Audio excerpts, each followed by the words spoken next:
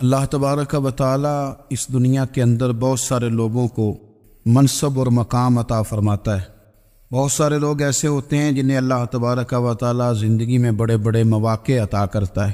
وہ چاہیں تو اس موقع سے اپنے ذاتی مفادات حاصل کریں اور چاہیں تو ان اچھے مواقع کو ملت کی، مذہب کی، قوم کی خدمت کے لیے وقف کر دیں۔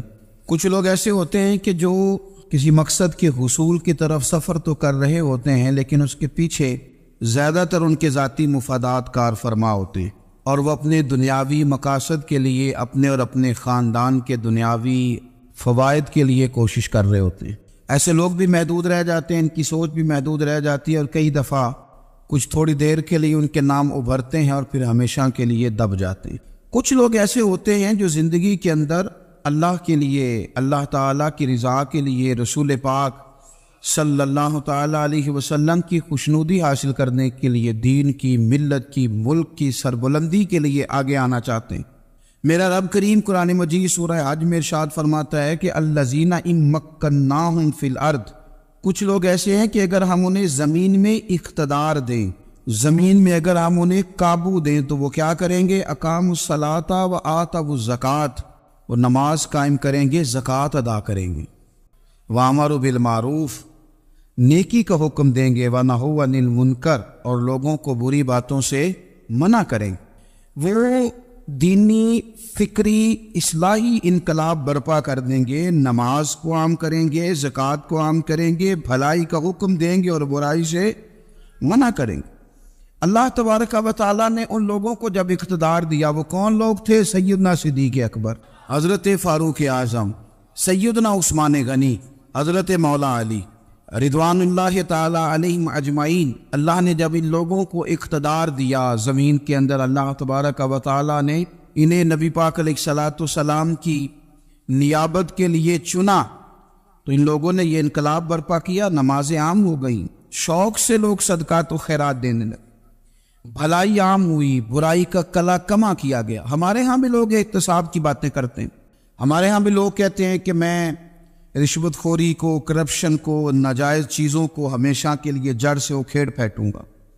لوگ دوسروں سے مطالبہ کرتے ہیں کہ یہ سارے کام جائز کریں، لیکن خود اس پر عمل کرنے کو تیار نہیں ہوتے۔ یاد رکھ لیں کہ یہ جو احتساب ہے، یہ انسان کی اپنی ذات سے شروع ہوتا ہے۔ آپ جب نظام احتساب دنیا کے اندر مستحکم کرنا چاہتے ہیں تو اس میں پھر آپ کو اپنی ذات کو سامنے پیش کرنا پڑے گا۔ آج ہم بات کرنے جا رہے ہیں سیدنا فاروق اعظم رضی اللہ تعالیٰ عنہ۔ تو جناب عمر فاروق رضی اللہ تعالیٰ عنہ کا جو نظام احتساب ہے، انہوں نے اس کو گھر سے شروع کیا تھا، اپنے آپ سے اس کا آغاز فرمایا تھا۔ ہمارے ہاں یہ ہوتا ہے کہ جس بندے کے اکاؤنٹ میں اچھے خاصے پیسے ہیں، وہ بل جمع کرانے جائے تو اسے لائن میں نہیں لگنا پڑتا، مینیجر صاحب اسے آگے بلا لیتے، تو وہ بعد میں کیا کہہ رہا ہوتا ہے؟ کہتا ہے دیکھو اللہ نے کتنی عزت دی ہے، مجھے لائن میں نہیں لگنا پڑا۔ بھائی لائن میں لگنا تو آپ کا یہ تھا کہ آپ سمجھتے ہیں کہ سارے مسلمان ہیں، مومنین ہیں، برابر ہیں، تو میں کسی کو تکلیف میں مبتلا نہ کروں۔ جب آپ آگے چلے گئے تھے تو آپ نے بہت سارے لوگوں کا حق مارا تھا، وہ لائن میں جو لگے ہوئے تھے ان کا وقت لمبا ہو گیا تھا۔ آپ نے تو اپنے آپ کو احتساب کے لیے پیش ہی نہیں کیا، بلکہ آپ نے کہہ دیا کہ جناب میرا تو رتبہ اعلیٰ ہے، لہذا یہ میرا حق بنتا تھا، مجھے تو استحکام ملنا چاہیے تھا۔ یہاں بہت سارے لوگوں نے اپنے حق میں چیزوں کو اور رنگ میں پیش کیا۔ سیدنا فاروق اعظم رضی اللہ تعالیٰ عنہ نے اس نظام احتساب کو اپنے گھر سے شروع فرمایا۔ حضرت عمر فاروق رضی اللہ تعالیٰ عنہ اپنے بچوں سے فرمایا کرتے تھے کہ جب میں حکم لوگوں کو کروں گا نا، اپنی رعایا کو، مسلمانوں کو میں کوئی حکم دوں گا تو تمہیں پہلے اس پر عمل کرنا پڑے گا۔ آپ فرمایا کرتے تھے یاد رکھنا لوگ تمہیں اس طرح دیکھیں گے، لوگ اس طرح تمہیں دیکھیں گے جس طرح گوشت کھانے والا پرندہ گوشت کو دیکھا کرتا ہے۔ چیل گوشت کھاتی ہے تو کیا کبھی اس کو پیغام بھیجنا پڑا ہے کہ تو آجا یہاں گائے مر گئی ہے، بھینس مر گئی ہے؟ خود بخود اس کی نظر ہوتی ہے، وہ پہنچ جاتی۔ جناب عمر فرمانے لگے میرے گھر والوں، میرے بیٹوں، میری بیٹیوں، میری اہلیہ، لوگ تمہیں اس طرح دیکھیں گے جس طرح گوشت کھانے والے پرندے دیکھتے ہیں، لہذا میں جب کسی کو عمل کروں تو پہلے تمہیں اس پر عمل کرنا پڑے گا جب میں کسی کو حکم دوں۔ آپ فرمانے لگے یاد رکھنا اگر تم نے میرا حکم نہ مانا تو غیروں نے حکم نہ مانا تو انہیں ایک سزا ملے گی، اور اگر میرے گھر والوں نے نہ مانا تو ڈبل سزا ملے گی، تم پر ڈبل سختی کی جائے گی کہ تم نے میری بات کیوں نہیں مانی۔ یہ نظام احتساب ہے۔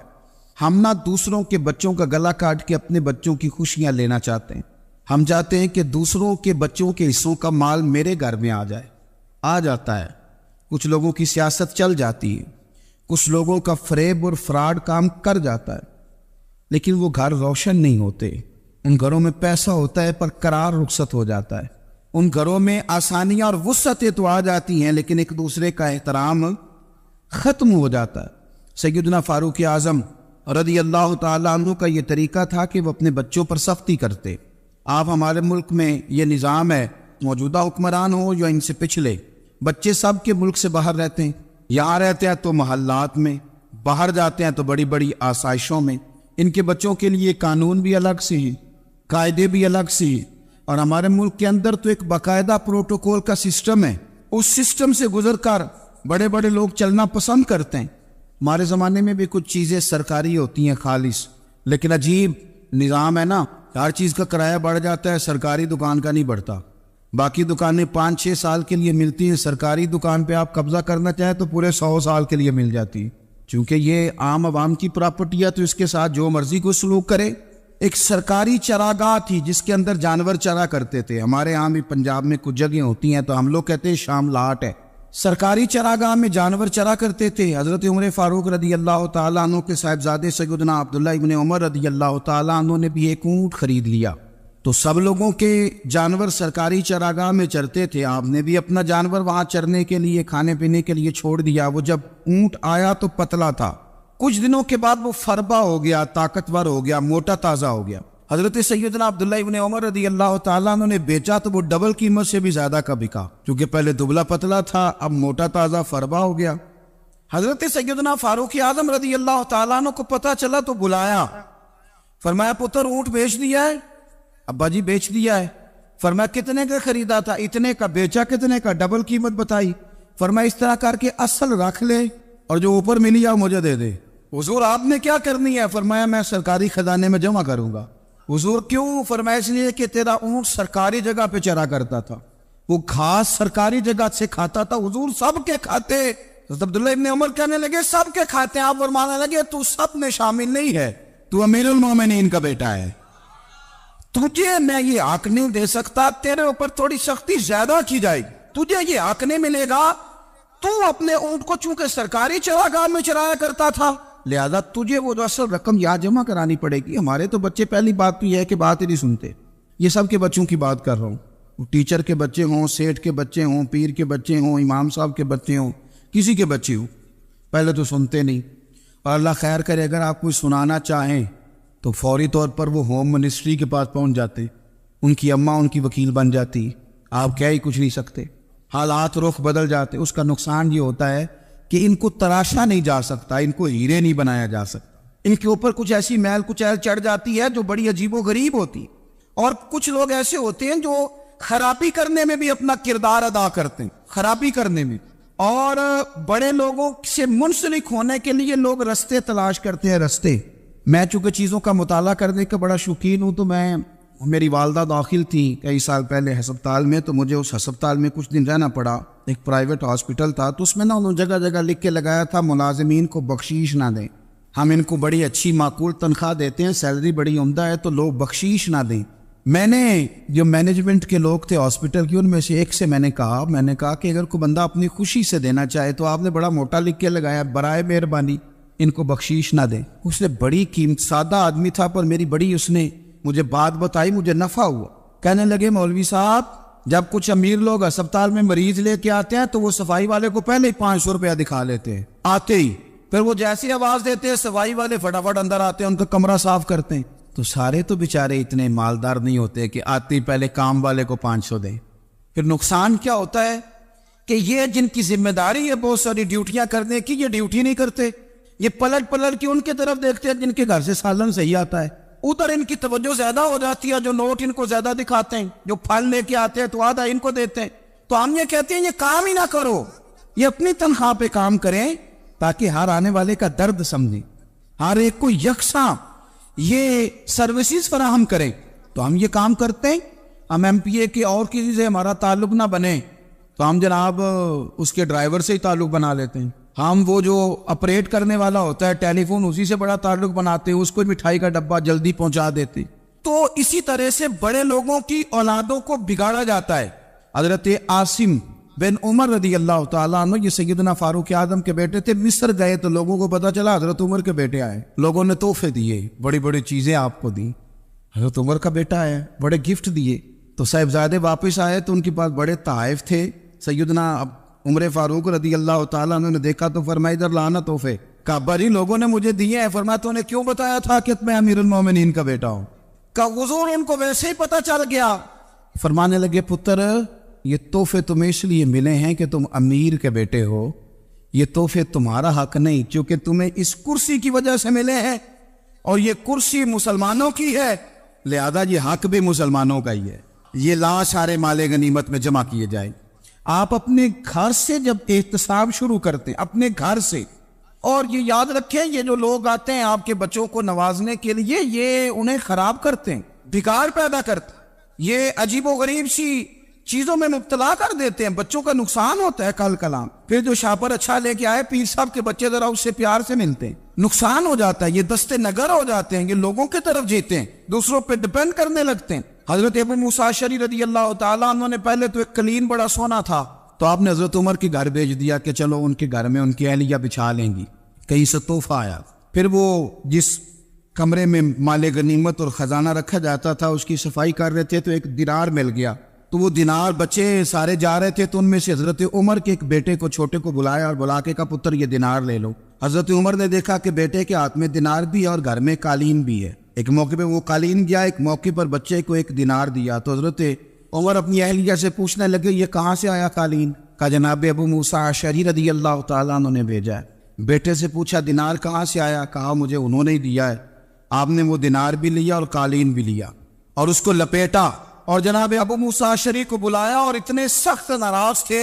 فرمانے لگے ابو موسیٰ اشعری سے کہنا میرے پاس پیدل آئے، گھوڑے پہ نہ آئے. اور جب آئے حضرت ابو موسیٰ اشعری تو جناب عمر اتنے ناراض ہوئے کہ وہ قالین لپیٹ کر تو ان کے سر پہ مار دیا. فرمانے لگے پکڑو اپنا دینار، تمہیں پورے مدینے میں میرے بیٹے کے علاوہ کوئی اور نہیں ملے تھا جسے تم خراب کر سکو. میرا پتر ہی ملا تھا بگاڑنے کی، کس نے اجازت دی تم میرے بیٹے کو دینار دو؟ کیوں لائے تم میرے گھر میں قالین؟ حضرت عمر فاروق رضی اللہ تعالیٰ عنہ فرمانے لگے میں زمین پہ سونے کا عادی ہوں، زمین چٹیل بھی ہو تو رب کا بندہ بن کے سوتا ہوں تو اللہ مجھے آرام اور سکون کی نیند عطا فرما دیتا ہے. مجھے تمہارے مخملوں کی اور قالینوں کی ضرورت نہیں ہے. احتساب یہاں سے شروع ہوتا ہے بھائی. یا ہم نہ اپنے گھر میں بیٹھ کے مایوس باتیں کرتے ہیں اور فلانے کے بچے کہاں پہنچ گئے، فلانے کے بعد بڑا پیسہ آ گیا، میں کچے مکان میں رہوں، میں یہ کروں، دیکھو مجھے نہیں سہولی. یہ تو آپ مایوسی والی باتیں کر رہے ہیں، یہ تو آپ کمزور باتیں کر رہے ہیں. یہ تو اس طرح کی باتیں تو ہارے ہوئے لوگ کرتے ہیں. اس طرح کا لب و لہجہ تو ان لوگوں کا ہوتا ہے جو احساس کمتری کا شکار ہوتے ہیں. یہ آپ نے کس طرح کا لب و لہجہ اور اپنے بچوں کو آپ بھکاری بنا رہے ہیں تاکہ دوسروں کو دیکھ کے تو مایوس ہو جائے. اٹھ باندھ کمر کیوں ڈرتا ہے، پھر دیکھو خدا کیا کرتا ہے.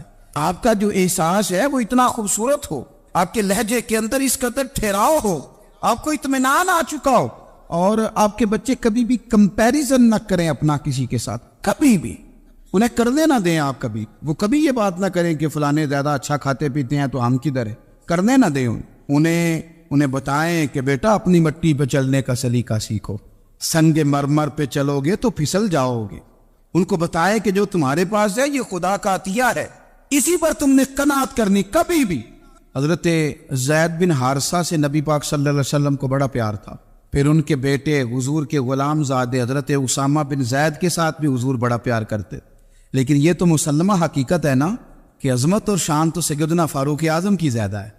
امت کا اتفاق ہے کہ نبیوں کے بعد سب سے بڑا درجہ جناب صدیق اکبر کا، اور پھر اللہ نے مقام عطا کیا حضرت فاروق اعظم کو.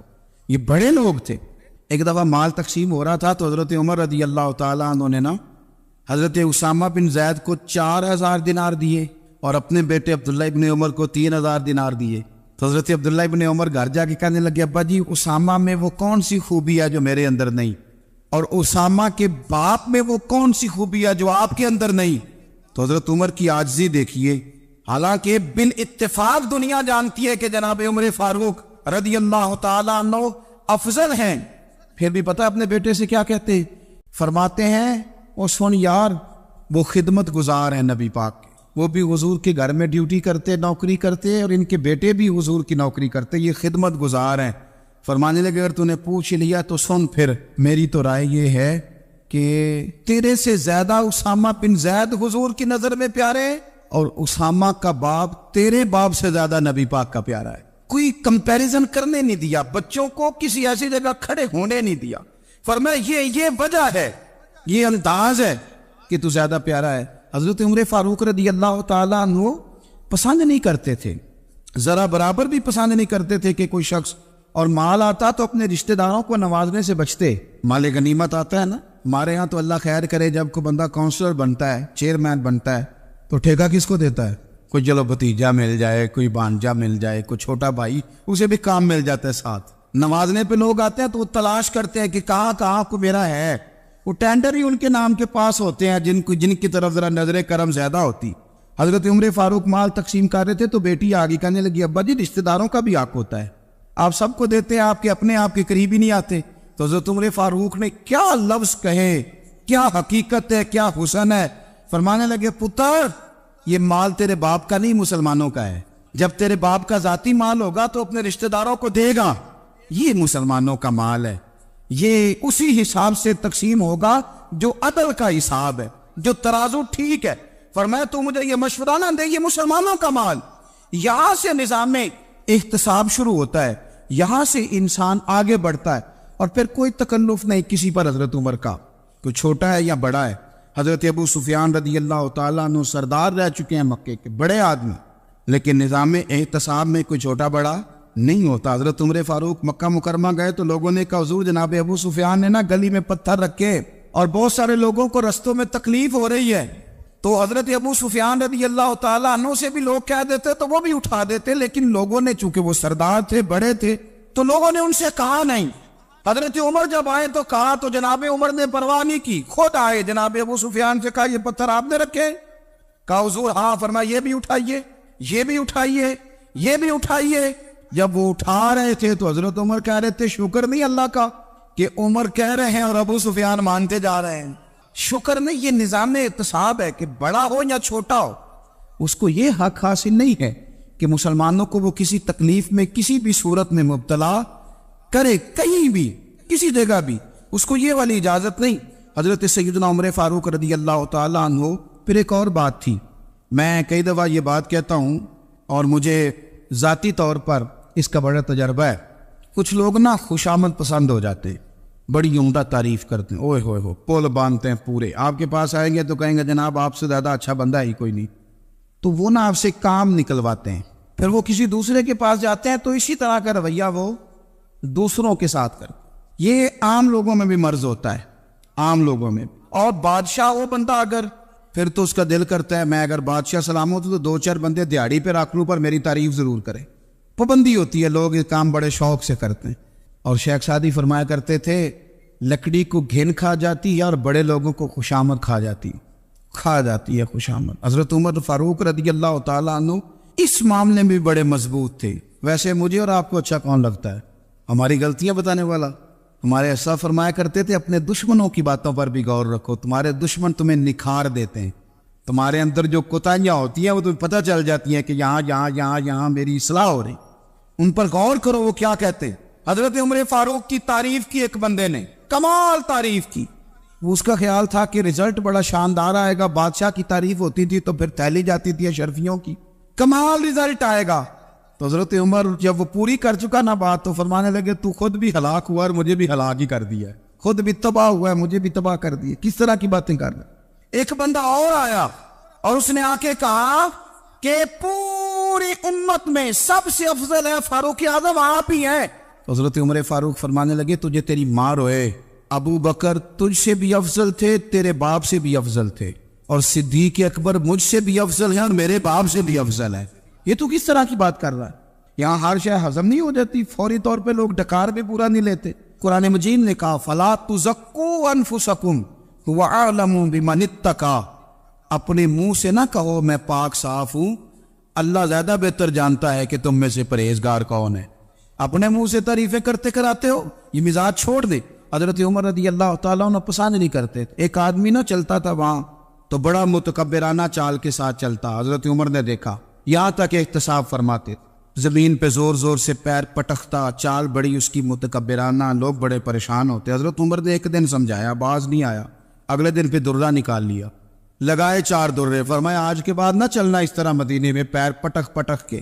اس وقت تو اسے غصہ لگا، لیکن کچھ دیر کے بعد نا جب غصہ اترا تو حضرت عمر کے پاس آیا، کہنے لگا حضور اللہ آپ کا بھلا کرے، آپ نے درے نہیں مارے، آپ نے تو شیطان بھگا دیا جو میرے ساتھ چمٹا ہوا تھا، چمٹا ہوا شیطان آپ نے مجھ سے بھگا دیا ہے۔ یاد رکھیں مسند امام احمد بن حنبل میں حدیث ہے، اللہ کے پیارے رسول صلی اللہ علیہ وسلم فرماتے ہیں جو دنیا میں متکبرانہ چال کے ساتھ چلتا ہے نا، قیامت کے دن وہ اللہ سے اس حال میں ملے گا کہ رب اس سے ناراض ہوگا۔ متکبرانہ چال سے نہیں چلیں گے۔ تو حضرت فاروق اعظم رضی اللہ تعالیٰ عنہ کا یہ طریقہ تھا کہ آپ خیال کرتے، اور پتہ کس طرح کا آپ کا مزاج تھا، فرماتے تھے تقسیم کرو، دوسروں کا بھی خیال رکھو۔ جس طرح بندہ دیوانہ وار نہیں لوگوں کا خیال رکھتا کہ بندہ بگڑے کوئی نہ، دیوانہ وار۔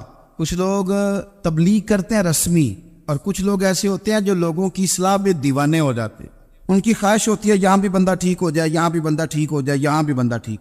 کچھ لوگ کڑی نگرانی کرتے ہیں کہ انسان بگڑنے نہ پائے۔ حضرت عمر فاروق رضی اللہ تعالیٰ عنہ نا گوشت والی دکان کے پیچھے جا کے بیٹھ گئے کئی دنوں تک۔ وہ کہنے لگا حضور یہاں کیا ہے؟ فرمایا تو اپنا کام کرنا۔ گوشت والی دکان پہ بیٹھے، کام کر اپنا، نگرانی کرنے لگے حضرت عمر۔ پھر آپ نے نا وہ بندے پکڑ لیے، کون؟ جو 2 دن مسلسل گوشت خریدنے آئے، پکڑ کے کھڑا کر لیا۔ فرمایا تو کل بھی گوشت لینے آیا تھا؟ حضور ہاں۔ فرمایا آج پھر کھائے گا؟ حضور جی۔ تو آپ فرمانے لگے کیا تیرے محلے سے غربت ختم ہو گئی ہے؟ تیرے رشتہ دار سارے پیٹ بھر کے کھاتے ہیں، تو 2 دن گوشت لینے آتا ہے۔ فرمایا آج کے بعد مسلسل گوشت لینے آیا تو درے سے ماروں گا، خبردار یہ کام نہ کرنا۔ یہاں تک نظام احتساب کا جب خیال رکھا جائے پھر حالات بگڑا نہیں کرتے، پھر وہ قابو میں رہا کرتے۔ حضرت عمر فاروق رضی اللہ تعالیٰ عنہ اس ترتیب کے ساتھ اصلاح کرتے، اس ترتیب کے ساتھ۔ سیدنا فاروق اعظم رضی اللہ تعالیٰ عنہ کی ایک بات آخر میں عرض کرنی ہے، وہ میں بھی اپنے اوپر لاگو کروں، آپ بھی غور کریں۔ حضرت عمر فاروق رضی اللہ تعالیٰ عنہ نے نا خط لکھا حضرت ابو موسیٰ اشعری کو۔ آپ فرمانے لگے یاد رکھنا جو گورنر، جو امیر اپنے رب کریم کی فرما برداری کرتا رہتا ہے نا، اس کی رعایا بھی اس کی فرما برداری کرتی، اور جو لوگ اپنے رب کریم کی فرما برداری چھوڑ دیتے ہیں پھر جنہوں نے ان کی فرما برداری کرنی ہوتی ہے وہ ان کی فرما برداری چھوڑ دیتے۔ آپ نے سپہ سالاروں کو خط لکھے تھے، فوج کے جو جرنیل تھے، کمانڈو تھے، ان کو خط لکھے تھے، فرمایا جو سپاہی نماز نہیں پڑھتا اسے فوج سے نکال دو، اور ساتھ لکھا تھا یاد رکھو جو رب کا وفادار نہیں وہ ہمارا کیسے ہو سکتا ہے، نکال دو ان لوگوں کو، فوج سے الگ کر دو۔ ہم آج جو بے پناہ پریشان ہیں، ہمارے بچے بات نہیں مانتے، شاگرد بات نہیں مانتے، ہم شکوے کرتے ہیں، بے ادبی بڑھ گئی۔ ادب کے ساتھ میں گزارش کروں گا بڑوں کی بارگاہوں میں، جو میری طرح کے بڑے بنے ہوئے ہیں، بزرگوں سے نہیں بات کرتا، ان سے میں کہوں گا کہ ہمیں ایک دفعہ اپنے اوپر بھی تو غور کر لینا چاہیے، کہیں ایسا تو نہیں ہے کہ ہم جب تک اللہ تعالیٰ کے فرما بردار تھے، جب تک ہم تقوی کے معیار پر تھے، ہماری بات ماننے والے ہماری بات مان رہے تھے، کہیں ایسا تو نہیں کہ ہم اس معیار سے ہل گئے ہیں تو اب جو ہمارے فرما بردار تھے وہاں سے ہل گئے۔ حضرت عمر رضی اللہ تعالیٰ عنہ فرمایا کرتے تھے کہ لوگوں کو عجب میں مبتلا نہیں ہونا چاہیے، خود پسندی کا جو ماحول ہوتا ہے اس سے لوگوں کو ہمیشہ نکلنا چاہیے۔ حضرت عمر کے ایک صاحبزادے نے کنگھی کر لی، اچھا لباس پہن لیا تو درہ مارا جناب عمر نے، تو آپ کی بیٹی کہنے لگی ابا یہ تو بالکل جائز ہے، اچھے کپڑے پہننا، اچھا لباس پہننا اور سر میں کنگھی کر لینا، اس پر درہ کیوں مار دیا؟ تو آپ فرمانے لگے بیٹا یہ خود پسندی میں مبتلا ہونے لگا تھا، یہ اپنے آپ کو بہت بھلا سمجھنے لگا تھا، اس کا خیال تھا کہ میں ہی ہوں، میرے علاوہ کوئی نہیں، یہ اس مقام پہ جا رہا تھا جہاں اس کی تربیت رک جاتی، اس لیے درہ مارا ہے۔ ایک دفعہ حکومتی معاملات کے اندر آپ کی اہلیہ نے مشورہ دینا چاہا، بڑے کام بیویاں نہیں کرتی، بڑے بڑے معاملات میں مداخلت نہیں کرتی۔ ہمارے بر صغیر میں وہ بادشاہ نہیں گزرا کہ جو فیصلہ کرتا تھا تو کرسی پہ بیٹھ جاتا تھا اور پردے کے پیچھے اس کی بیوی بیٹھ جاتی تھی، اور جب وہ فیصلہ سنانے لگتا تو یوں گردن پیچھے کرتا اور اہلیہ جو کہتی وہ فیصلہ سنا دیتا۔ لیکن ایک دفعہ خاتون نے ایک آدمی کو حضرت عمر نے معزول کیا تو آپ کی اہلیہ نے اس آدمی کی اہلیہ حضرت عمر کی اہلیہ سے ملی ہوگی، تو خاتون نے ذرا سفارش کرنی چاہیے، تو جناب عمر فاروق رضی اللہ تعالیٰ عنہ کے ہاتھ میں عصا تھا، ڈنڈا تھا، 2-3 دفعہ زمین پہ مارا، فرمایا تمہیں کس نے اجازت دی ہے حکومتی معاملات میں مشورہ دینے کی؟ یہ مشورہ مولا علی دیں گے یا عثمان غنی دیں گے؟ آپ کو کس نے اجازت دی؟ وہ حکومتی معاملات، وہ مسلمانوں کا اجتماعی معاملہ، وہ مسلمان دیکھیں، آپ کو اس میں آنے کی اجازت نہیں ہے۔ جو آپ کی ذمہ داریاں ہیں، آپ کے حقوق ہیں، ان پر آپ بات کریں۔ تو بھائی نظام میں احتساب اپنی ذات سے شروع کریں۔ ہماری اولادیں، ہمارے بچے، وہ باہر سے انہوں نے زیادہ اثر نہیں لیا، ہم نے انہیں بتایا ہے کہ ہم بڑے غریب ہیں، ہم بڑے مجبور ہیں، ہم تو بڑے کمزور ہیں، ہماری تو سنتا کوئی نہیں، یہ تو امیروں کا ملک ہے، اس میں تو فلانے کو اہمیت حاصل ہے۔ ان باتوں نے ہمارے بچوں کو کمزور کیا ہے، ان باتوں نے ہمارے بچوں کے دلوں میں احساس کمزوری پیدا کیا ہے۔ آپ ان کو جینا سکھائیں، آپ ان لوگوں کو بتلائیں کہ رب کریم نے جو تمہارے لیے بہتر سمجھا وہ تمہیں اپنے فضل سے بڑا عطا فرمایا ہے۔ آپ ان کو ان کے مقام پر رہ کر خوددار اور قناعت پسند ہونا سکھائیں، آپ یقین کریں گھر امن والا بن جائے گا۔ بچے اگر بھنا ہوا گوشت کھا رہے ہوں اور پھر بھی لاڑی رہے ہوں کہ مسالہ میری مرضی کا نہیں، سٹائل میری مرضی کا نہیں، ٹیسٹ میری مرضی کا نہیں، یہ والا گوشت میں نے نہیں کھانا، یہ اس طرح کر کے بھنا ہوتا تو پھر میں نے کھانا تھا، وہ زیادہ خوفناک صورتحال ہو جاتی ہے۔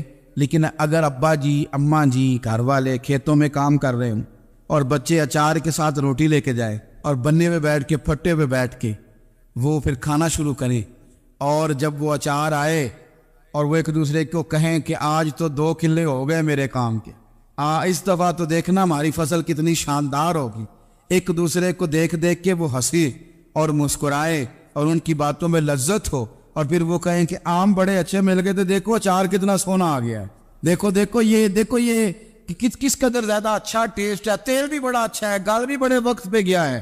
آپ یقین کریں یوں لگتا ہے کہ کائنات کی سب سے بہترین روٹی یہ لوگ کھا رہے ہیں۔ یہ سوچ حضرت عمر نے ہمیں دی ہے۔ حضرت عمر کا بیٹا مصر گیا، وہاں سے کمائی کر کے لایا، تجارت کرنے گیا، لاکھوں کا مال۔ کون سا باپ ہے دنیا میں جس کا بیٹا باہر سے پیسے لے کے آئے تو ابا تفصیل پوچھے کہ بیٹا کہاں سے کمائے، کہاں سے لایا، کتنے ملے، کیوں آئے؟ کون سا باپ تفصیل پوچھتا ہے؟ ابا تو کہتا ہے لا صحیح، اور تعریفیں کرتا ہے میرا بیٹا بڑی کمائی کرتا ہے۔ کبھی پوچھا ہے اس سے کہ ڈیوٹی صحیح دیتا ہے کہ نہیں؟ کبھی پوچھا ہے کہ تو ایمانداری کی روزی لاتا ہے کہ حرام کی کماتا ہے؟ یہ باپ کی ذمہ داری ہے، یہ اماں کی ذمہ داری ہے۔ پھر کہتا ہے بیماری کیسے آ گئی، پریشانی کیسے آ گئی؟ تو نے کبھی سوال کیا اپنی اولاد سے؟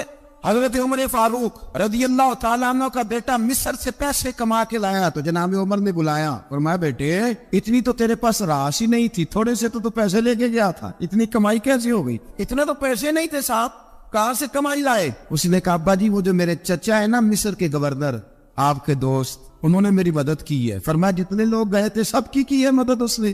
کہا نہیں صرف میرے کی۔ فرمایا تیرے کیوں کی؟ کہا حضور آپ کے دوست ہے۔ فرمایا چپ کر، حضور انہوں نے مجھے اتنے پیسے دیے، میں نے کاروبار میں ڈالے تو نفع آیا تو میں ان کی رقم دے کے۔ فرمایا خاموش ہو جا، باقی جتنے لوگ گئے تھے سب کی مدد کی اس نے؟ کہا نہیں حضور صرف میری کی۔ فرمایا اس نے تیری مدد نہیں کی، اس نے خلیفہ کے بیٹے کی مدد کی، اس لیے کہ وہ خلیفہ کو اپنے حق میں نرم کر سکے۔ فرمایا آدھا مال تیرا ہے، آدھا مال غنیمت کا ہے، مال خزانہ کا ہے، مسلمانوں کا ہے، اس لیے کہ تو جو وہاں سے مال کما کے لایا ہے وہ اپنے باپ کے خلیفہ ہونے کی وجہ سے کما کے لایا ہے، لہذا رکھ ادھر۔ یا کہتے ہیں کدھر سے آیا، کیسے آیا، کون سا حساب دے، کیا کرے؟ او بھائی حضرت عمر رضی اللہ تعالیٰ عنہ کا اپنی اولاد کے بارے میں یہ رنگ ہے۔ ایک جنگ سے نا خوشبو آئی، خوشبو بڑی مہنگی ہوتی تھی، عرب میں خوشبو آج بھی بڑی مہنگی ہے، وہ زیادہ استعمال کرتے۔ میری باتوں کی سمجھ آ رہی ہے میرے بھائی؟ بڑی مہنگی خوشبو تھی۔ جب وہ خوشبو آئی تو حضرت عمر نے کہا، گھر میں پہلے پہنچی حضرت عمر کے، چونکہ زیادہ عورتیں استعمال کرتی تھی گھر کے اندر خوشبو، مرد بھی لگاتے تھے۔ حضرت عمر نے اپنی بیوی سے کہا، آپ کی زوجہ تو تھی وہ بڑی خوشبو کو پسند کرتی۔ حضرت عمر نے اپنی زوجہ سے کہا کہ خوشبو لاؤ، میں نے ایک عورت کی ڈیوٹی لگائی ہے، وہ خوشبو تول کے نا تو بھائیسا برابر صحابہ میں بانٹ دے گی۔ تو آپ کی زوجہ کہنے لگی کسی بی بی کی ڈیوٹی لگانے کی کیا ضرورت تھی، میں جو موجود تھی میں بانٹ دیتی ہوں تول کے بھائیسا برابر۔ آپ نے فرمایا نہیں تو رہنے دے، فلانے بی بی بانٹے گی۔ حضور میں نے بھی بانٹنی ہے، میرے پہ کچھ حق ہے؟ آپ نے فرمایا نہیں تو تفصیل نہ پوچھ، تو خوشبو دے دے، کوئی اور بانٹے گی۔ خاتون خانہ تھی نا، کہنے لگی نہیں مجھے بھی آج آپ کو بتانا ہی پڑے گا کہ کوئی جو بانٹ سکتی ہے تو میں کیوں نہیں بانٹ سکتی؟ زوجہ کہتی عمر نے بات کی تو میری چیخیں نکل گئیں. حضرت عمر فرمانے لگے جب تو خوشبو بانٹے گی نا تیرے ہاتھوں کو بھی لگے گی, تیرے دوپٹوں کو بھی لگ جائے گی. اگر رب کریم نے مجھ سے سوال پوچھا کہ عمر خوشبو تو مسلمانوں کی تھی, تیری بیوی کے دوپٹے کو کیوں لگ گئی, تو میں اللہ کے حضور کیا جواب دوں گا؟ اگر اللہ نے یہ سوال کیا کہ تیری بیوی نے کیوں لگائی, وہ تو حصہ تھا مسلمانوں کا, تو تو نے تیری بیوی نے کیوں لگائی؟ تو فرمایا میں نہیں چاہتا کہ اللہ کے حضور مجھے اور تجھے باز پرس ہو, لہذا کسی اور کو بانٹنے دے. زوجہ روئی اور تڑپ کے کہنے لگی عمر مجھے لگتا ہے صبح قیامت بھی تیری بیوی ہونے کی وجہ سے اللہ مجھے جنت عطا فرما دے گا, تیری زوجہ ہونے کی برکت سے. بھائی یہ معیار رکھا, خدا کی قسم ایسا شخص تاریخ میں دوبارہ نہیں آیا. اتنا بڑا آدمی, اتنا بڑا شخص, اتنا بڑا آدمی, اور پھر رنگ یہ ہے کہ عمر 22 لاکھ مربع میل کا حکمران, اور کھجور کے درخت کے نیچے مٹی کا ڈیلا لے کے سو گئے ہیں, پرواہ کوئی نہیں, کوئی مسئلہ ہی نہیں.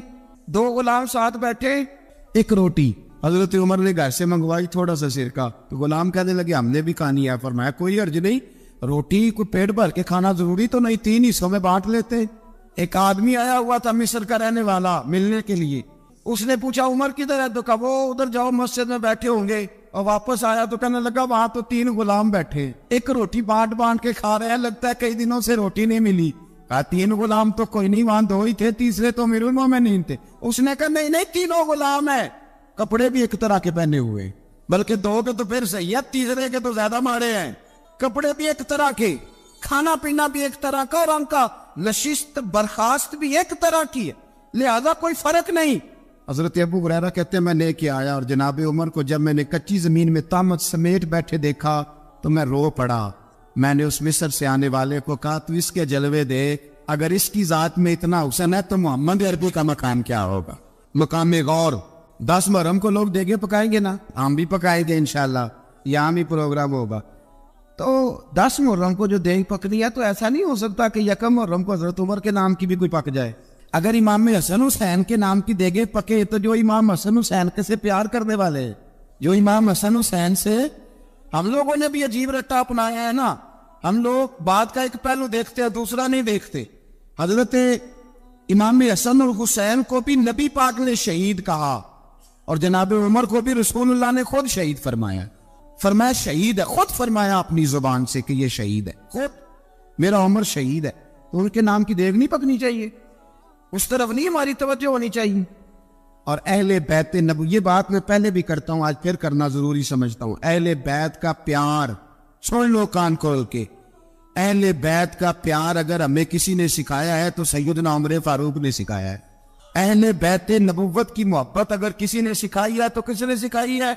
بول کے بتائیے. حضرت عمر نے. اہل بیت کا پیار ہمیں حضرت عمر نے بول کر کے سکھایا ہے. بھائی یاد رکھے, کسی کی طاقت نہیں تھی دم مارنے کی حضرت عمر کے سامنے, طاقت ہی نہیں تھی.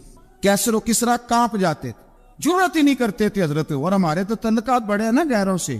حضرت ابو موسیٰ اشعری رضی اللہ تعالیٰ عنہ فرماتے ہیں میرا منشی عیسائی تھا, وہ کاتب کہتے تھے وہ لوگ, میرا حساب کتاب عیسائی تھا. تو فرماتے ایک دن میں نے وہ سارا حساب کتاب لین دین کے حضرت عمر کو دکھائے تو فرمانے لگے جس میں لکھے ہیں اس کو بلاؤ. کہنے لگے وہ ضرور مسجد نہیں آ سکتا. کیوں نہیں آ سکتا؟ کہنے لگے وہ عیسائی ہے. کہتے حضرت عمر جلال میں آ گئے. آپ فرمانے لگے جنہیں رب دور کرتا ہے تم کیوں قریب کرتے ہو, جنہیں اللہ دور کرتا ہے. فرمایا تم غیروں کو اگر عہدے دو گے تو اپنوں کا کیا بنے گا؟ اگر تم غیروں کو عہدے دو گے تو اپنوں کا. ہم نے غیروں کو عہدے دیے تو دیکھا نا اپنے کس طرح کاٹے جا رہے ہیں. غیروں کو جو عہدے دے دیے, جرانے سارے غیروں سے روز دعویٰ ہوتا ہے چین ہمارا سجن ہے, چین ہمارا دوست ہے. او بھائی دوست ہے تو اس سے کہو نا کہ برما تو تمہاری ایک چھوٹی سی ریاست ہے, چین کے بغیر تو وہ سانس بھی نہیں لے سکتا. اس کو کہو نا اس حکومت پہ دباؤ ڈالے. لیکن ہم لوگوں نے غیروں کو ہوتے دیے تو اپنے پس گئے.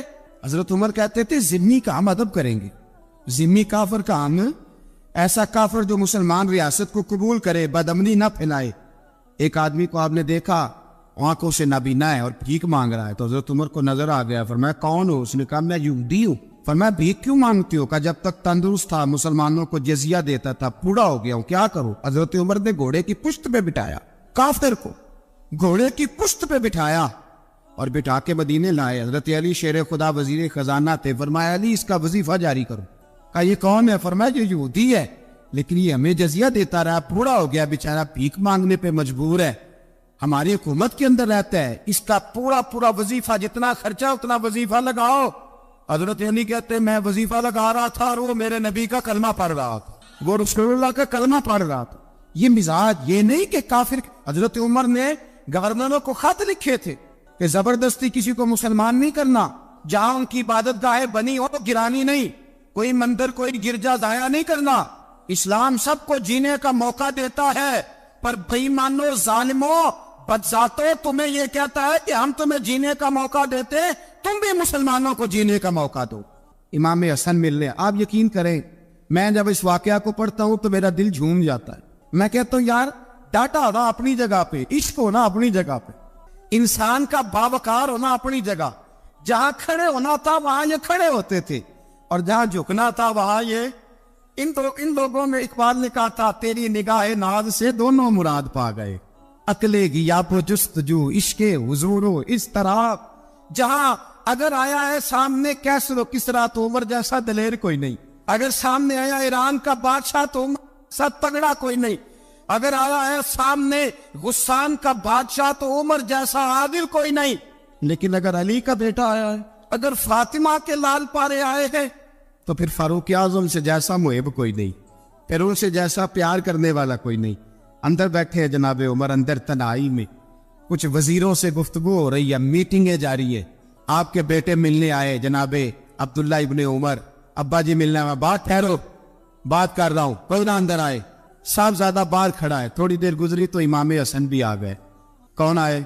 آپ کو عجب ملے گا امام صاحب کا نام لینے سے, وہ سردار ہے جنتیوں. حسن تیری نسل پاک میں ہے بچہ بچہ نور کا, تو ہے نور تیرا سب کرانا. امام حسن آئے تو حضرت عبداللہ ابن عمر کو دروازے پہ کھڑے دیکھا. امیر المومنین کہاں ہیں؟ کہنے لگے حضرت عمر کے بیٹے. کہنے لگے وہ اندر بیٹھے, کچھ میٹنگ ہو رہی ہے, اور انہوں نے کہا کوئی اندر نہ آئے, لیکن آپ جانا چاہے تو چلے جائیں. تو انہوں نے کہا جب آپ باہر کھڑے ہیں تو مجھے کوئی اتنا ضروری کام نہیں, اور ابھی زور کی نماز تھوڑی دیر میں ہوگی, میں مسجد میں مل لوں گا امیر المومنین سے. یہ بات کہہ کے امام حسن چلے گئے. یار اتنی بڑی بات نہیں تھی, اور میرے استادوں کا بیٹا بھی آئے تو کہا ٹھیک ہے جی وہ سوئے ہوئے, تو کوئی غرض نہیں یار, میں ٹھہر کے آ جاؤں گا, کوئی بڑی بات نہیں تھی. دیکھا جائے تو بڑی بات نہیں تھی, پر بات بہت بڑی تھی, اس لیے کہ یہ خالی حسن نہیں, یہ حسن ابن علی ہے, یہ حضرت فاطمہ کے لخت جگر. حضرت عمر باہر نکلے, عبداللہ ابن عمر سے پوچھا کوئی آیا تو نہیں؟ تو کہا حضور امام حسن آئے تھے. تو کہا پھر شہزادے کو اندر کیوں نہیں بھیجا؟ کہا میں نے کہا تھا. وہ کہنے لگے اگر امیر المومنین مصروف ہیں تو میں ظہر میں مل لوں گا. حضرت عمر رونے لگے. فرمایا بیٹے تو نے اچھا نہیں کیا. پھر مسجد نہیں گئے, سیدھے امام حسن کے دروازے دستک دی. امام حسن باہر آئے. کہا شہزادے آئے تھے تو ملے کیوں نہیں؟ تو امام حسن کہنے لگے حضور آپ کا اپنا بیٹا دروازے پہ کھڑا تھا, اور منع بھی کیا تھا آپ نے, تو میں زور میں مل لیتا. حضرت امام حسن فرماتے جوش جذبات میں جناب عمر نے سر سے پگڑی اتار دی. جوش جذبات کہنے لگے حسن میرے بیٹے کا اور آپ کا کیا مقابلہ؟ کیا اس کی ماں کا نام فاطمہ الزہرا ہے؟ کیا اس کی نانی کا نام خدیجہ الکبریٰ ہے؟ کیا اس کے نانے کا نام محمد مصطفیٰ ہے؟ آپ کا اور اس کا کیا مقابلہ؟ پھر رو پڑے اور کہنے لگے بیٹے میں مکے کے صحراؤں میں اونٹ چرایا کرتا تھا, یہ جو میرے سر پر عزت کے بال ہیں یہ تیرے نانے کے اگائے ہوئے. میں مکے کے خبردار شہزادے خبردار. او بھائی اہل بیت نبوت کے ادب کا رنگ اگر سکھایا ہے تو سیدنا عمر نے سکھایا ہے. حضرت عمر فاروق اتھارٹی ہے, اسلام کی اتھارٹی. یکم محرم حضرت عمر کی شہادت ہے. یہودی بول اٹھا, کافر بول اٹھا. اگر 6 مہینے عمر دنیا میں اور رہتے تو دنیا میں کوئی کافر موجود نہ ہوتا. 6 مہینے. اور جب اس بطل جلیل کا جنازہ اٹھا, اللہ بخاری پڑھیے نا, اللہم ارزقنا شہادت فی سبیلک, اللہ بسترے کی موت نہ دینا, شہادت کی دینا. عمر شہید ہوئے, مسجد نبوی میں نماز پڑھاتے, اور جب جنازہ اٹھا تو مدینے کا پھر پیچھے جو دلیر بچے وہ مولا علی تھے. جناب عمر کا جنازہ اٹھا تو سب سے پہلی آئے جو نکلی وہ حضرت علی کی زبان سے نکلی, اور حضرت ساری داڑھی سور سے بھر گئی. لوگوں نے کہا کہ علی کیا ہوا؟ فرمانے لگے تم دیکھ نہیں رہے جنازہ کس کا اٹھا ہے؟ پلٹ کے دیکھو تو صحیح، پتہ نہیں یہ کون گیا ہے؟ کہ حضور کیا ہوا؟ آپ فرمانے لگے عمر اس طرح کے کام کر کے گیا ہے، اب ان کے رستوں پہ کون چلے گا؟ کون اس کے جگر راہ وفا میں نقش ایسے چھوڑ آیا ہوں، میں جس منزل سے گزرا ہوں وہ اب تک یاد کرتی ہے۔ حضرت علی حضرت عمر کے جنازے پہ کھڑے ہو کے کہتے ہیں اللہ مجھے اس طرح کے عمل کرنے کی توفیق دے جس طرح کے عمر کر کے گیا۔ میرے بھائی قتل عزیز، قتل حریت، حضرت عمر رضی اللہ تعالیٰ عنہ جو اپنی زندگی انقلاب والی گزار کے گئے۔ عمر جب دنیا سے گئے تو 80 دینار کا قرضہ تھا، 22 لاکھ مربع میل کا حکمران، اور اپنے بیٹے سے کہنے لگے بیٹے کوشش کرنا تیرے خاندان والے مل کے میرا قرضہ اتار دے، میری قبر پہ بوجھ نہ رہے، اور اگر خاندان والے مدد نہ کریں تو میرے دوستوں سے بات کرنا، وہ مدد نہ کرے تو پھر علی سے بات کرنا۔ ان کا پیار آپس میں اتنا، اور تو اختلاف ثابت کر رہا۔ 80 دینار کا قرضہ چھوڑ کر حضرت عمر دنیا سے گئے، اور جاتی دفعہ کہہ گئے میرے بعد میرے بچوں کو حکومت کے مشورے میں بھی شامل نہ کرنا، حکومت کے مشورے میں بھی میری اولاد شامل نہ ہو۔ اتنا بڑا شخص اتنا بڑا رنگ دے کے یکم محرم کو جب عمر فاروق کا وصال ہوا تو بیٹے سے کہنے لگی اماں عائشہ سے جا کے کہو میرا بھی نبی پاک کے روزے میں دفن ہونے کو دل کرتا ہے۔ ایک قبر کی جگہ ہے اماں جی نے اپنے لیے رکھی ہے، بخاری یا بخاری۔ حضرت عائشہ کے پاس صاحبزادے گئے، کہنے لگے اماں جی عمر کو زخم لگ گیا ہے، حالت بڑی پریشانی والی ہے۔ وہ کہتے ہیں اگر اماں اجازت دے۔ سید عائشہ رو پڑی، فرمانے لگی کہ وہ اپنی قبر کی جگہ تو نہیں نہ کسی کو دیتا، پر عمر نے کمال ہی بڑا کیا، اسے کہو جاؤ گنبد خضرا میں قیامت تک جو مصطفیٰ پہ اور ابو بکر پہ سلام پڑے گا وہ تجھ پہ بھی سلام پڑھ کے جائے، جاؤ میں نے جگہ دی۔ حضرت عمر فاروق رضی اللہ تعالیٰ عنہ مدینے کی گلی سے گزر رہے ہیں، امیر المومنین ہے، مدینے کی گلی سے گزر رہے ہیں، ایک گھر کے اندر سے بچیوں کے رونے کی آواز آئی، بچیاں رو رہی ہیں، اور بچی اپنی ماں سے کیا کہتی ہے؟ کہتی اماں ابو بکر تو اب انتقال کر گئے، حضرت عمر کا پہلے دن ہے خلافت کا، اب ہمارا کیا بنے گا؟ ابو بکر تو وصال کر گئے۔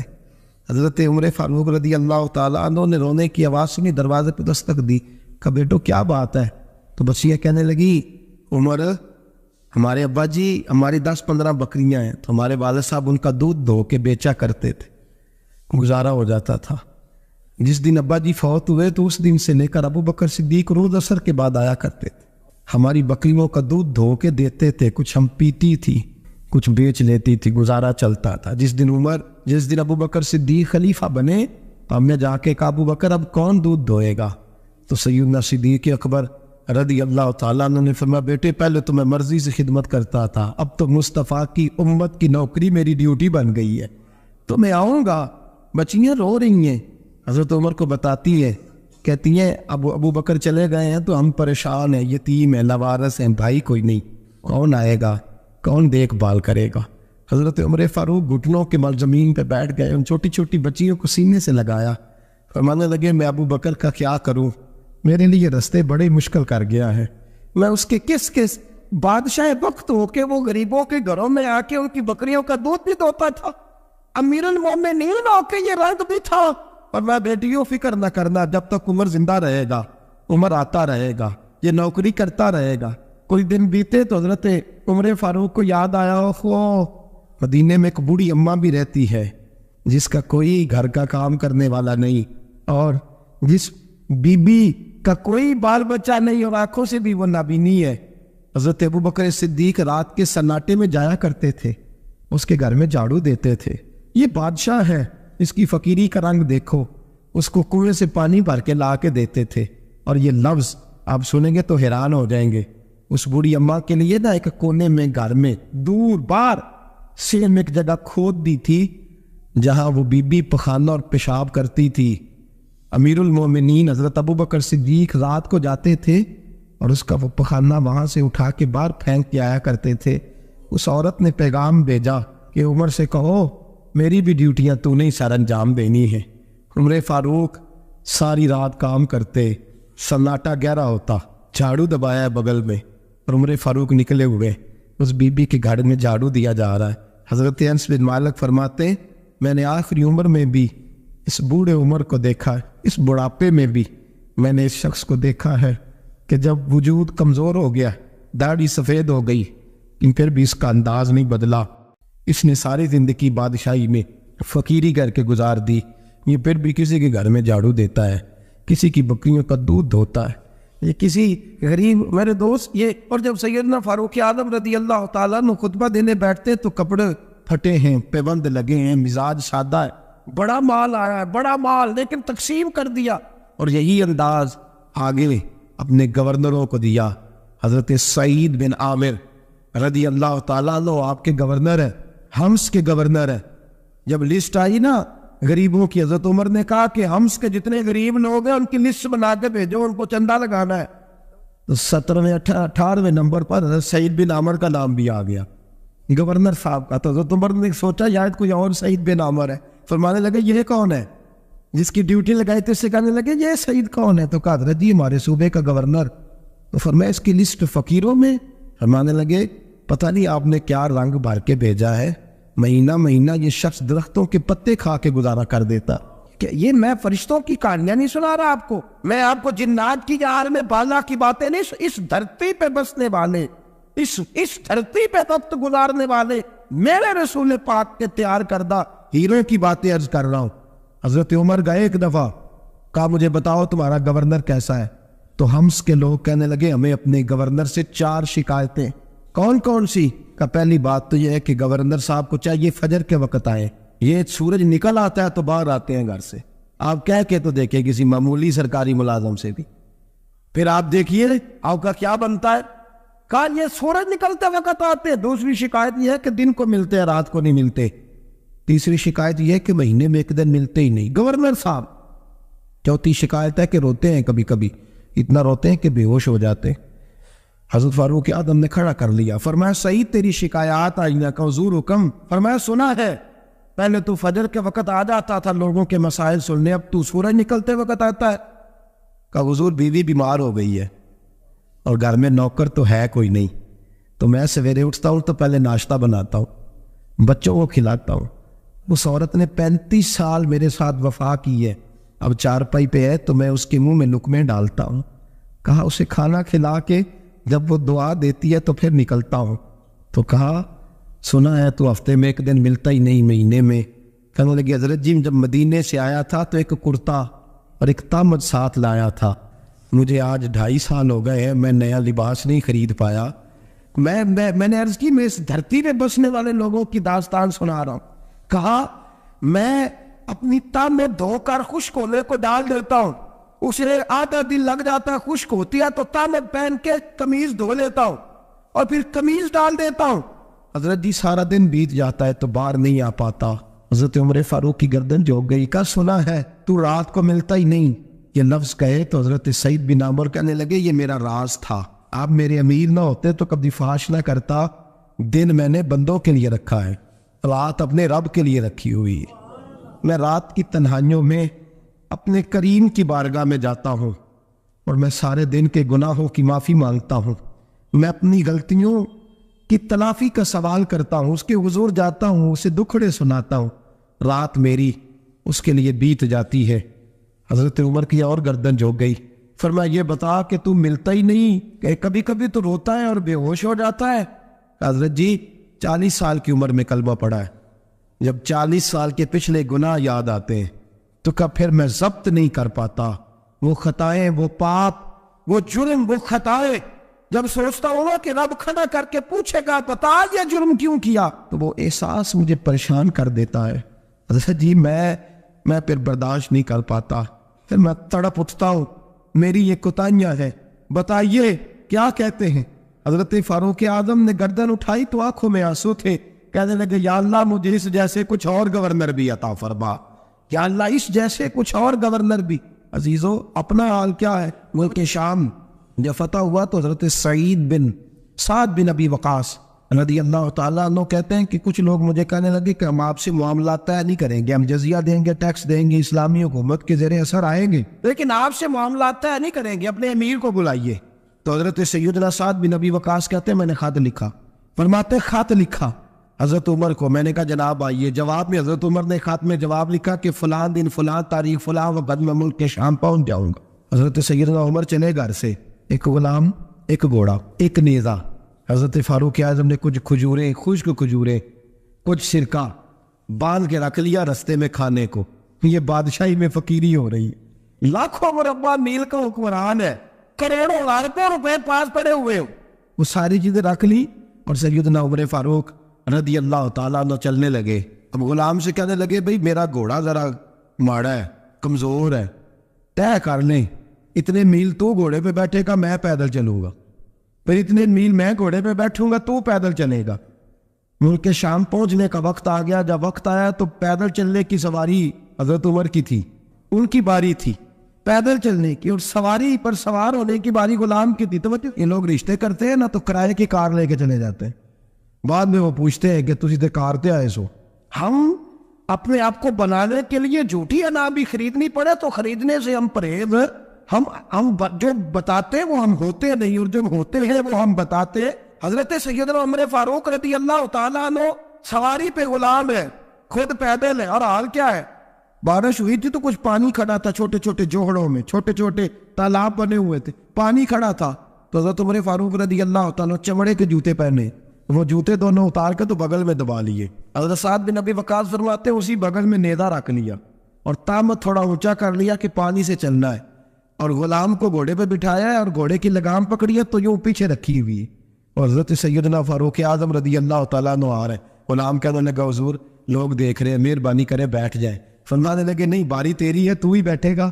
اس نے کہا حضور نہیں وہ تو ٹھیک ہے، کوئی باری فرض تو نہیں نہ ہو گئی، آپ مہربانی کریں آپ آ جائیں، ذرا لوگ آ رہے ہیں. فرمایا تمہیں کہا تھا. غلام کا تھا میں نے تیسری دفعہ کہا تو حضرت عمر نے جلال سے دیکھا، اور جناب عمر کا جلال تو زمین کانپنے لگ جاتی تھی.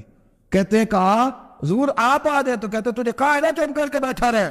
کہتے ہیں میں گھوڑے پہ ہی کانپنے لگا.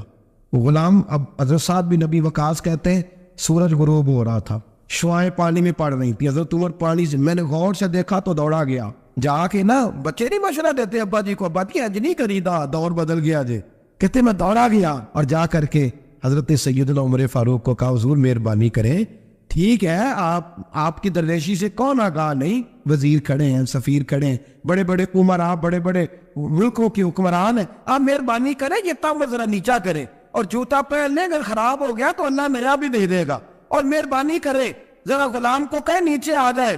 حضرت عمر کہنے لگے تمہیں کیا تکلیف ہے؟ کہا حضرت جی وہ وزیر مشیر کھڑے ہیں، یہودی ہیں، عیسائی ہیں، نجرانی ہیں، وہ بڑے بڑے مزاحمت کر بڑے بڑے ملکوں کے، آپ کا بڑا نام سنا ہے.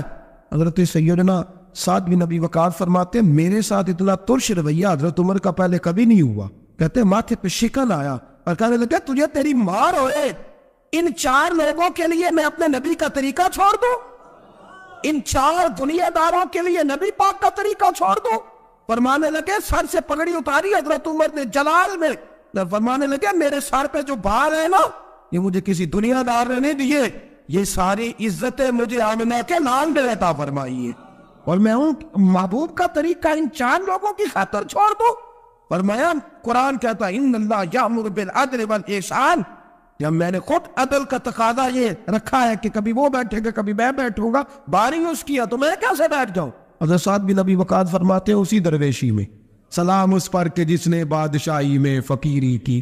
کہتے ہیں اسی درویشی میں حضرت عمر پہنچے تو جو پہلے ڈرا کرتے تھے جب حضرت عمر آئے تو انہیں کامتے بھی دیکھا اور رعب اور بڑھ گیا، ان کے دلوں کے اندر حضرت عمر کا دبدبا اور بڑھ گیا، اور میرے کانوں میں کہنے لگے سعد پہلے سنا تھا لیکن دنیا سچی کہتی ہے جو حال محمد اور محمد کے غلاموں کا ہے صلی اللہ علیہ وہ دنیا میں دوسرا کوئی حاصل کر سکتا. آج ہمارے پروٹوکول، ہمارے دبدبے، ہماری انا پرستیاں، ہمارے دعوے، ہمارے طریقے، میرے عزیزوں لوگ ہمیں آ کے مثال دیتے ہیں، کہتے ہیں یورپ کی فلاں گلی میں یہ ہوتا ہے. میں نے کہا وہ گرد راہ کو نہیں پہنچ سکتے، یہ ساری چیزوں تو میرے مصطفیٰ کے غلاموں سے حاصل کی ہیں لوگ، ہم نے چھوڑ دی، غیروں نے اپنا لی. خدا را اپنی زندگی میں تبدیلی لائیں. درویشی، سادگی، بے تکلفی، یہ زندگی حسین ہوتی ہے، یہ زندگی سکون والی ہوتی ہے، یہ زندگی اچھی ہوتی ہے، یہ فرحت اور تازگی والی ہوتی ہے. اپنے آپ کو ان تکلیفوں اور آلائشوں میں مبتلا نہ کرے.